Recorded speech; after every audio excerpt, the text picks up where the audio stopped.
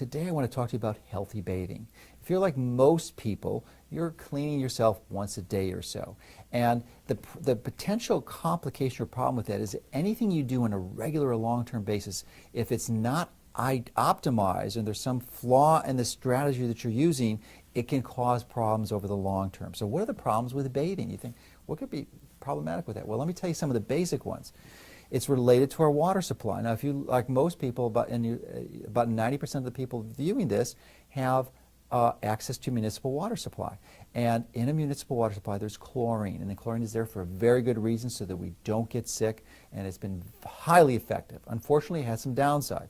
And the downsides are what I want to talk about today. It also, because the chlorine interacts with organic material in the water, dissolved in the water, or in your body to form disinfection byproducts like trihalomethanes, which are highly toxic, about 10,000 times more toxic than chlorine itself.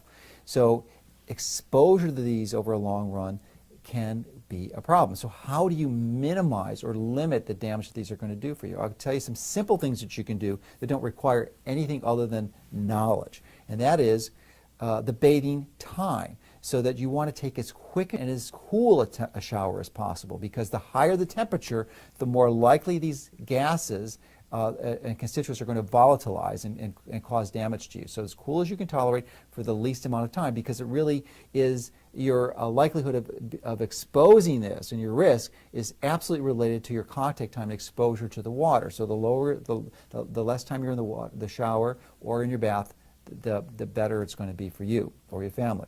The other component is the soap that you're using. First and foremost, never use an antibacterial soap. You want to stay away from those things like the plague. Typically, they have a chemical called triclosan, which we've done a number of different articles on. It's highly toxic. It's going to create antibiotic-resistant bacteria, and it's definitely toxic to you, too. It's toxic to the bacteria, it's going to be toxic to you. So use a soap that does not have an antibacterial component to it. So soap by itself still isn't that safe, because you say, well, how is soap not safe? Well, you know, your body was designed to have a protective layer to it. It's called sebum, S-E-B-U-M, and that's essentially a bunch of fatty acids that are on your system that protects the surface of your skin, because your primary method of defense against infections is the barrier on top of your skin. So when you use soap, what most people fail to appreciate is that you're going to wash the sebum away. So you really, I personally don't use soap anywhere but my armpits and my groin. It's the only place I use it. And I would encourage you to consider a similar strategy, because it's going to keep the beneficial sebum on your body. And not so much in the winter, but in the summer when we're exposed to sunshine, that is where the vitamin D is formed. The ultraviolet rays from the sunlight are going to interact with a version of cholesterol in your surface of your skin, and it will form vitamin D. Now, the vitamin D doesn't go instantly into your blood. It's absorbed slowly over time, to the point where it actually requires about 2 full days to get all that vitamin D into your skin. So if you take a shower with soap right afterwards, you're going to bathe away that beneficial vitamin D. So those are the simple strategies. If you want to take it to another level, really, I would strongly encourage you to consider a high-quality shower filter. In fact, if you could only get one filter in your home, whether it's a point of use, a shower filter, or a whole house filter, I'd recommend a shower filter. You're saying, why would I recommend that? Because that's really your biggest exposure. If you're taking a traditional shower, what most people fail to understand is that, especially a hot shower, within 10 minutes, you're going to consume as much chlorine and disinfection byproducts as if drinking 1 gallon of water. Most of us aren't drinking a gallon of water a day, but it's also going to go more rapidly into your blood.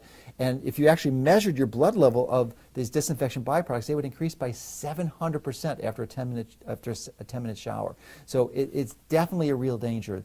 So one of the other benefits of using a shower filter, especially a high quality one, is it's going to improve the quality of your skin and your hair, because many people complain about the impact of it. In fact, the improvement is so dramatic that there's actually a 1-week guarantee in the filter that we provide, that if you don't notice an improvement in your hair and your skin, that you can return it for a full refund, which is, you know, quite an impressive statement.